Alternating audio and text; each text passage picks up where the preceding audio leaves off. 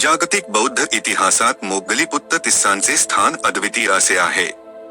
त्यांच्याच कल्पकतेमुळे आणि प्रेरणेमुळे देवानाम प्रिय प्रियदर्शी धर्मराजा अशोक याने जगावर धम्मविजय मिळवण्यासाठी देशोदेशी धम्मदूत पाठविले.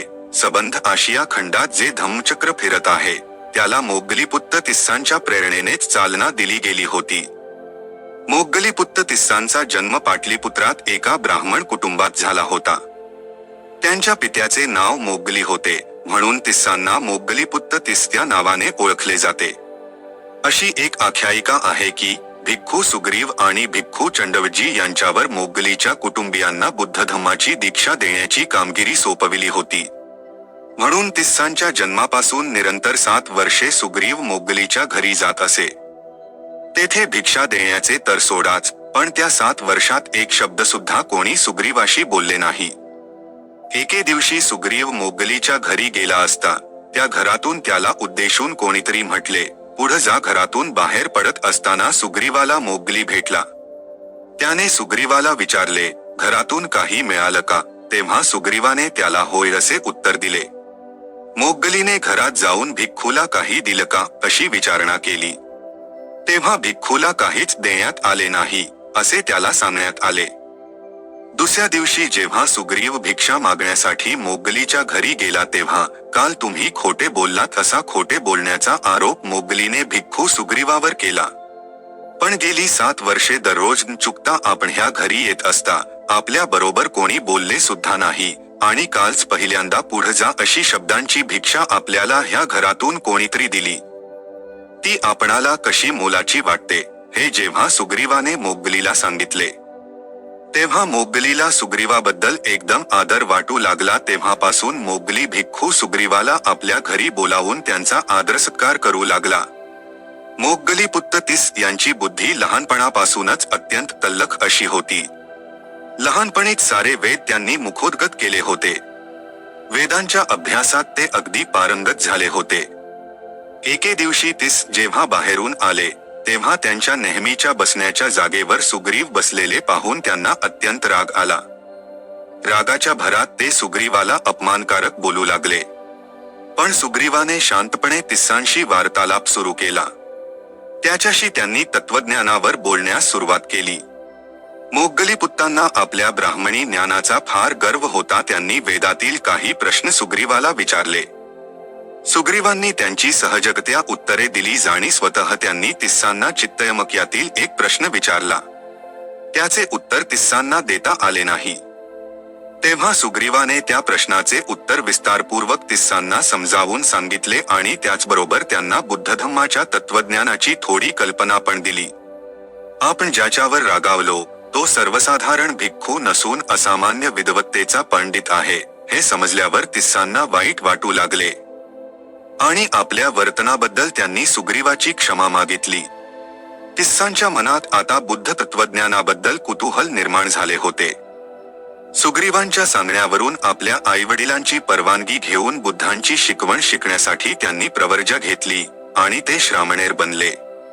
सुग्रीवाने तिस्सांना विनय शिकविला तर चंडवजीने त्यांना सुत्तपिटक आणि अभिधम्मपिटक शिकविले.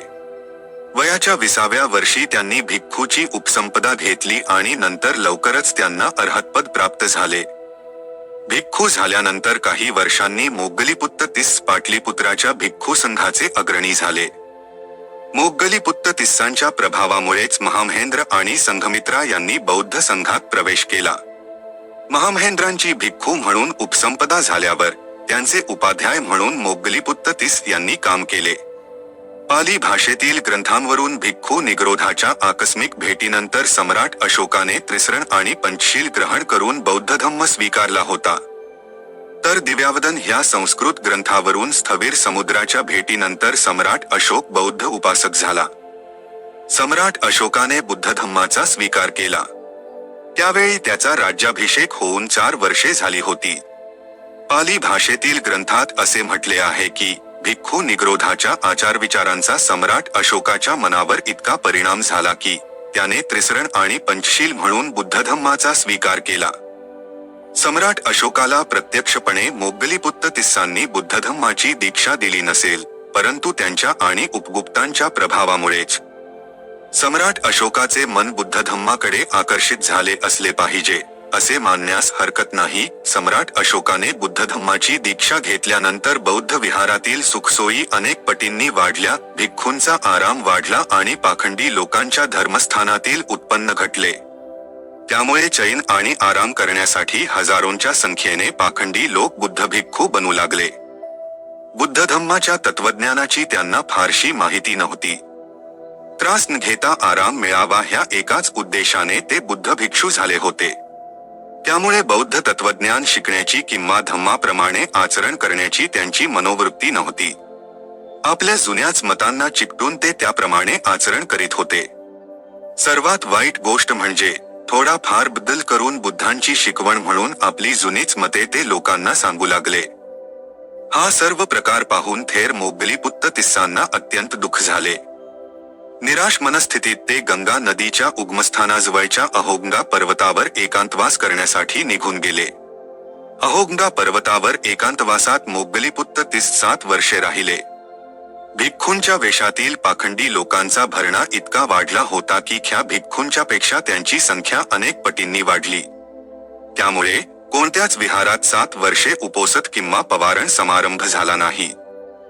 जे खरे भिक्खू होते त्यांनी भिक्खूंच्या वेशातील पाखंडी लोकांच्या बरोबर हे समारंभ करण्याचे साफ नकारले, कारण बुद्ध भिक्खूंच्या वेशातील पाखंडी लोक विनयाच्या कोणत्याच नियमांचे पालन करीत नव्हते. सम्राट अशोकाला बुद्धसंघाच्या उपोसथन पाळण्याच्या चुकीबद्दल खूप वाईट वाटले. विनयाप्रमाणे संघात शुद्धता राहावी म्हणून संघाने उपोसथ पाळावे अशी आज्ञा सम्राटाने केली. सम्राटाच्या ह्या आज्ञेचे पालन होते की नाही हे पाहण्याचे काम ज्या अमात्यावर सोपविले होते, त्याने सम्राटाची आज्ञा समजून घेण्यात महाभयंकर चूक केली. चुकीच्या समजुतीमुळे ज्या भिक्खूंनी सम्राटाची आज्ञा पाळली नाही, अशा शेकडो भिक्खूची मुंडकी उडवून त्याने कत्तल केली. जेव्हा हे वृत्त सम्राटाला समजले, तेव्हा त्याला अत्यंत दुःख झाले आणि त्याने त्या दृष्ट कृत्याबद्दल संघाची क्षमायाचना मागितली. सम्राटाने संघाला विचारले की या दृष्ट कृत्यांबद्दल संघ त्याला जबाबदार धरतो काय. संघातील काही भिक्खूंनी त्या कृत्याला सम्राट जबाबदार आहे असे उत्तर दिले, तर काही भिक्खूंनी सम्राट जबाबदार नाही असे उत्तर दिले. अशा परस्पर विरोधी उत्तरांनी सम्राट गोंधळून गेला.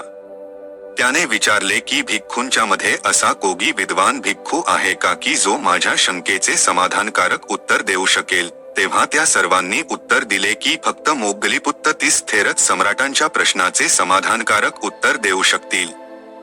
सम्राटाने ताबडतोब दूत पाठवून मोग्गलीपुत्त 30 पाटलीपुत्र येथे येण्यासंबंधी निमंत्रण पाठविले. परंतु मोग्गलपुत्त 30 पाटलीपुत्राला येण्यास तयार नव्हते. मोग्गलीपुत्त 30 पाटलीपुत्रास आणण्याचे सम्राट अशोकाचे अनेक प्रयत्न असफल झाले. शेवटी बुद्धधम्माच्या विकासासाठी मोग्गलीपुत्तांची अत्यंत जरुरी आहे आणि केवळ त्याच कामासाठी त्यांनी पाटलीपुत्रास यावे असे जेव्हा मोग्गलीपुत्त 30 सांगण्यात आले, तेव्हाच ते गंगेतून नावेने पाटलीपुत्रास येण्यास तयार झाले. मोग्गलीपुत्त 30 नाव ज्या ठिकाणी किनायाला लागणार होती, तेथे सम्राट अशोक स्वतः गेला आणि गुडघ्या इतक्या पाण्यात शिरून स्वतःचा हात पुढे करून त्याने मोग्गलीपुत्त 30 नावेतून बाहेर येण्यास मदत केली. नावेतून बाहेर येताना थेर मोग्गलीपुत्त 30 सम्राटाने पुढे केलेला उजवा हात आधारासाठी म्हणून पकडला. तेव्हा सम्राटाचे शरीररक्षक थेर मोग्गलीपुत्त 30 तेथल्या तेथेच मारण्यासाठी तलवार उपसून पुढे आले, कारण सम्राटाचा हात पकडणाऱ्याला त्या काळी देहांताची शिक्षा दिली जात असे. सम्राटाने शरीररक्षकांना ऐन वेळी थांबविले. त्यामुळे मोग्गलीपुत्त 30 शरीरास काही इजा झाली नाही. समंत पासायिका ह्या ग्रंथात असा उल्लेख आहे की सम्राटाने तेथे जमलेल्या लोकांना सांगितले की त्याला आदल्या रात्री एक स्वप्न पडले होते. त्या स्वप्नाचा अर्थ ज्योतिषांनी असा लावला होता की एक विद्वान श्रवण सम्राटांच्या उजव्या हाताला स्पर्श करील. उलट पक्षी मी सम्राटांचा शिष्य म्हणून स्वीकार केला आहे, अशा अर्थाने मोग्गलीपुत्त 30 सम्राटाचा उजवा हात हातात घेतला होता. सम्राट अशोकाने थेर मोग्गलीपुत्त 30 मोठ्या सन्मानाने रतिवर्धन नावाच्या बागेत नेले आणि तेथे त्यांना काही चमत्कार दाखविण्यासंबंधी विनंती केली. ती मोग्गलीपुत्त तिस्सांनी तात्काळ मान्य करून एका विशिष्ट ठिकाणी पृथ्वी वक्र झाली आहे असे त्यांनी सम्राटाला दाखविले. त्यामुळे थेर मोग्गलीपुत्त तिस्सांच्या मोठेपणाबद्दलचा सम्राटाचा विश्वास द्विगुणित झाला. नंतर भिक्खूंना मारण्याचे जे कुकर्म झाले आहे त्याला सम्राट दोषी आहेत काय, असा प्रश्न मोग्गलीपुत्त तिस्सांना विचारण्यात आला. थेर मोग्गलीपुत्त तिस्सांनी सम्राटाला सांगितले की दुष्ट इच्छा मनात बाळगून एखादे दुष्ट कर्म केले तरच त्याचा दोष, ते दुष्ट कर्म करणाऱ्याला लागतो आणि त्या दुष्ट कर्माची फळे कर्त्याला भोगावी लागतात. मनात दुष्ट हेतू नसेल तर त्या कर्माचा दोष कर्म करणाऱ्याला लागत नाही. भिक्खूंना मारावे असे चुकून सुद्धा सम्राटाच्या मनात नव्हते. त्यामुळे अमात्याकडून चुकीच्या समजुतीने जरी भिक्खू मारले गेले असतील तरी त्याचा दोष सम्राटाला लावला जाऊ शकत नाही. या मुद्द्यांची नीट समज यावी म्हणून थेर मोग्गलीपुत्तांनी सम्राटाला तित्तिरीय जातकाची गोष्ट सांगितली. थेर मोग्गलीपुत्तांच्या स्पष्टीकरणाने सम्राटाचे समाधान झाले. धम्माची शुद्धता राखण्यासाठी आणि धम्मात घुसलेली अशुद्धता काढून टाकण्यासाठी थेर मोग्गलीपुत्त तिस्सांच्या सांगण्यावरून सम्राट अशोकाने पाटलीपुत्र येथे तिसरी धम्मसंगीती बोलाविली. त्या संगीतीत भाग घेण्यासाठी हजारो भिक्खू पाटलीपुत्रात आले होते. सम्राट अशोकाने मोग्गलीपुत्त तिस्सांच्या उपस्थितीत स्वतः त्या भिक्खूंना प्रश्न विचारले आणि ज्यांची मने पाखंडी होती त्या सर्वांना तेथून हाकलून लावले. अशा तऱ्हेने बुद्ध धम्माचा अभ्यास न करता केवळ ऐशाराम मिळावा म्हणून भिक्खूंची वस्त्रे धारण केलेल्या 60,000 पाखंडी लोकांना हाकलून दिले गेले. नंतर अशोकाने बुद्ध धम्माच्या खरे भिक्खूंना त्यांच्या मतांसंबंधी प्रश्न विचारले. त्यांनी बुद्ध धम्म म्हणजे विभाष्यवाद आहे असे सांगितले. थेर मोग्गलीपुत्त तिस हे स्वतः विभाष्यवादी होते.